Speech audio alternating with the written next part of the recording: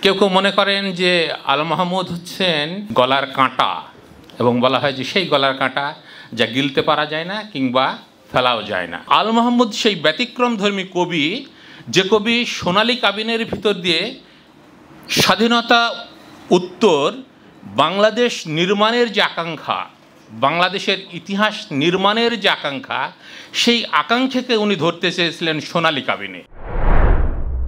আল মাহমুদ পাঠ এবং আল মাহমুদকে পর্যবেক্ষণ আমার একটা আগ্রহের বিষয় ছিল এবং সেই জায়গা থেকে কিংবা এখনও যদি খেয়াল করি তাহলে দেখা যায় যে আল মাহমুদকে নিয়ে আমাদের এখানে এক বাক্যে কথা বলার প্রবণতা খুব কম এবং মনে করা হয় যে আল মাহমুদকে কিন্তু দিয়ে বলতে হয় এবং দিয়ে বলতে হয়, মানে আল মাহমুদ ভালো কবি কিন্তু এরকম।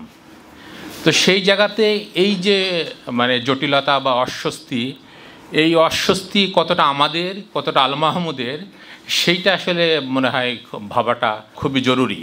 এবং আপনারা খেয়াল করে দেখবেন যে আজকেও সামাজিক যোগাযোগ মাধ্যমে খুব পরিষ্কার করে কথা বলা হয় না এবং এর ভিতরে আল মাহমুদ পাঠের একটা সীমাবদ্ধতা রয়েছে কিনা সেই প্রশ্ন হাজির হওয়া জরুরি।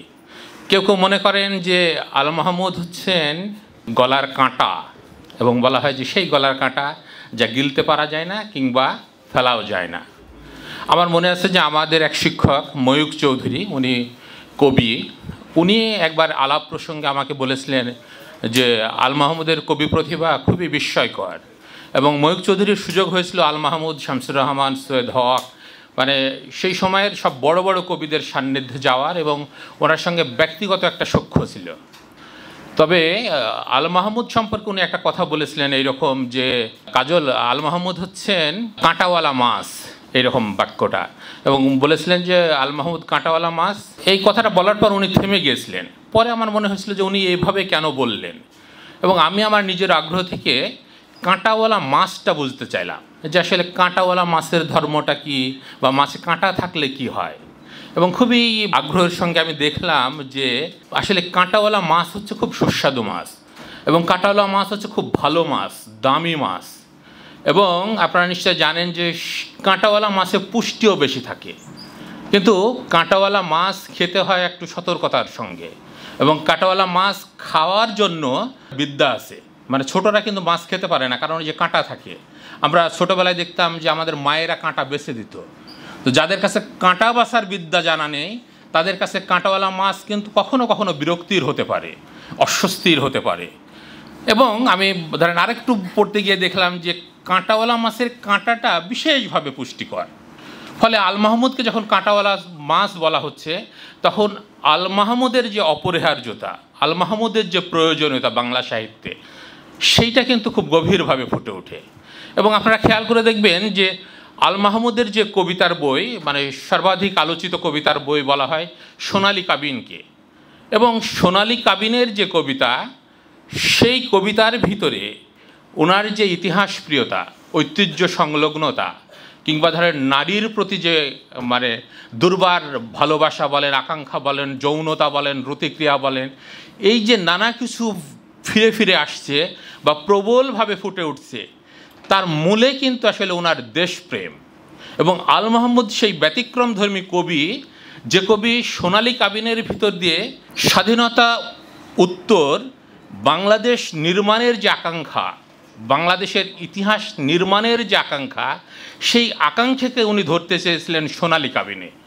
ফলে আমরা যদি খেয়াল করি যে আল মাহমুদের প্রথম কবিতার বই লোক লোকান্তর প্রকাশিত হচ্ছে 1963 সালে, এবং তখন মানে আইয়ুব খানের স্বৈর শাসন, এবং উনি লোকান্তরের ভিতর দিয়ে ওনার কাব্যযাত্রার যেরকম প্রস্তুতি হচ্ছে, ঠিক আমাদের এই অঞ্চলের যে প্রস্তুতি এবং আমাদের এইখানে তখন পাকিস্তানের প্রশ্নে যে অস্বস্তি বা পাকিস্তানের প্রশ্নে যে স্বপ্নভঙ্গ শুরু হয়েছে, সেইটার ভিতর দিয়ে আমাদের যে লক্ষ্য, সেই লক্ষ্যকে কিন্তু উনি লোকান্তরের যে দর্শন, সেই দর্শনের ভিতর দিয়ে কবিতায় ফুটিয়ে তুলছেন। এবং তার পরের কবিতার বই কিন্তু কালের কলস, যেটা প্রকাশিত হচ্ছে 1966-তে। এবং কালের কলসের যে আকাঙ্ক্ষা, সেই আকাঙ্ক্ষা কিন্তু আসলে বাংলাদেশকে খুঁজে ফেরার আকাঙ্ক্ষা, বাংলাদেশের স্বাধীনতার আকাঙ্ক্ষা। এবং সেখানে ওই যে কিছুক্ষণ আগে রবীন্দ্রনাথ কবিতাটা পড়ে দেখলেন যে রবীন্দ্রনাথকে প্রশ্ন করে উনি যে বলছেন যে মানে আমাদের এইখানকার পূর্ববঙ্গে বা আমাদের এইখানে মানে এত মাটি অনুর্বর হয়ে গেছে যে এইখানে যদি ওনার সমস্ত কবিতা পুঁতে রাখা হয় তাহলে কিন্তু কোনো উদ্ভিদ জন্মাবে না। তার মানে কি আমাদের জাতিকে উনি জাগ্রত করতে চাচ্ছেন। এই যে কালের কলসের ভিতর দিয়ে উনি আসলে কালের সঙ্গে আমাদের এখানকার মানুষের যে আকাঙ্ক্ষা সেইটাকে যোগসাজশ ঘটাচ্ছেন এবং একটা মুক্তির আকাঙ্ক্ষাকে নিয়ে যাচ্ছেন। ফলে আমরা যে স্বাধীনতা পেলাম সেই স্বাধীনতার পর কালের কলসের যে আকাঙ্ক্ষা, লোকান্তরের যে প্রত্যাশা, সেই প্রত্যাশা থেকে উনি কিন্তু সোনালী কাবিনে ফুটে তুললেন। এবং সেইখানে আমরা দেখলাম যে উনি কীভাবে মানে আপনারা ধরেন গৌতমের কথা বলেন, আপনারা পুরীর কথা বলেন, বা উনি যে পুনর্বর্ধনের কথা বলছেন, এইগুলোকে একসঙ্গে নিয়ে এসে আমাদের ইতিহাস যাত্রা এবং ইতিহাস নির্মাণ এই মাটির প্রশ্নে কিভাবে তৈরি হবে সেইখানের কিন্তু একটা মানে নানাবিধ খোলতায়ের জায়গা তৈরি করে দিচ্ছেন, নানাবিধ বোঝাপড়ার একটা পরিসর আমাদের জন্য করে দিচ্ছেন। এবং এই কবিতাতে এই মানে কাব্যগ্রন্থেই কিন্তু উনি লিখছেন হিউয়েন সাংয়ের কথা এবং ফসলের সুষম বন্টনের কথা। এবং উনি বলছেন যে হিউয়েন সাংয়ের দেশে সমাজতন্ত্র এসেছে এবং সমাজতন্ত্রের ভিতর দিয়ে উনি মানে এই ওই যে হিউয়েন সাংয়ের দেশের সমাজতন্ত্র আসা, সেই সমাজতন্ত্রের আকাঙ্ক্ষা কিন্তু উনি এই সদ্য স্বাধীন দেশের ভিতরেও প্রস্ফুটিত করতে চান। কিন্তু 1976 এসে আমাদের যে সময়ের পরিবর্তন, সেই পরিবর্তনের ভিতরে সোনালী কাবিনের কবি, কালের কলসের কবি, লোকান্তরের কবি একদম ইউটার্ন নিলেন এবং ওনার সামনে নতুন এক মায়াবী পর্দা দুলে উঠল।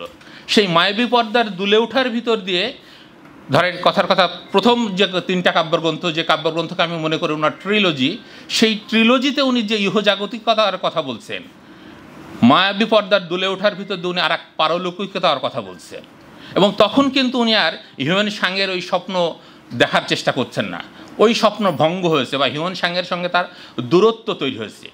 প্রশ্ন হলো যে এই যে দূরত্ব, সেই দূরত্বের বাস্তবতা কি আসলে 1976 বা 1975 পরবর্তী যে বাস্তবতা বা 1971 পরবর্তী যে এই বঙ্গের মানুষের যে বাস্তবতা, সেই বাস্তবতারই প্রস্ফুটন কিনা?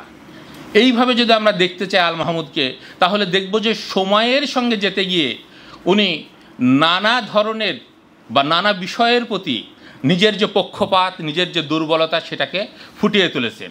এবং সেই ফুটিয়ে তোলার ভিতর দিয়ে উনি কিন্তু কবিতা থেকে কখনো বিমুখ হননি। উনি কাব্যের প্রতি যে ওনার যে ধরেন দরদ বা কাব্যের প্রতি যে ওনার যে নিবিড় ভালোবাসা, সেই ভালোবাসা কিন্তু সবসময় উনি জারি রেখেছেন।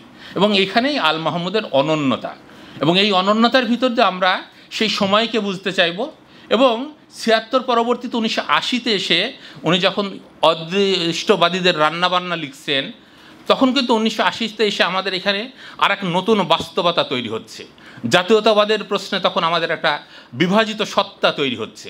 সেই বিভাজিত সত্তার প্রশ্নে আল মাহমুদ কিন্তু একটা পক্ষে চলে যাচ্ছেন এবং সেই পক্ষে যাওয়া কিন্তু একজন বুদ্ধিজীবীর বাস্তবতা। আপনি যদি সক্রিয় বুদ্ধিজীবী হন তাহলে আপনাকে সময়ের সঙ্গে থাকতে হবে এবং সেই সময়ের সঙ্গে থাকতে গিয়ে অপরের দৃষ্টিতে কখনো কখনো আপনি বিতর্কের মুখে পড়তে পারেন। কিন্তু সেই বিতর্কের মুখে পড়বেন বলে আপনি আপনার লক্ষ্য থেকে বিচ্যুত হবেন সেটা হতে পারে না। আল মাহমুদ তার লক্ষ্য থেকে বিচ্যুত হয়নি এবং আল মাহমুদের এই লক্ষ্যকে আমাদের বারবার আবিষ্কার করতে হবে আমাদের নিজেদের প্রয়োজনে। এবং সেই লক্ষ্যকে আবিষ্কারের ভিতর দিয়েই আমাদের 1947 পরবর্তী এই বঙ্গের মানুষের যে আকাঙ্ক্ষা ছিল, সেই আকাঙ্ক্ষার মেলবন্ধন ঘটাতে হবে।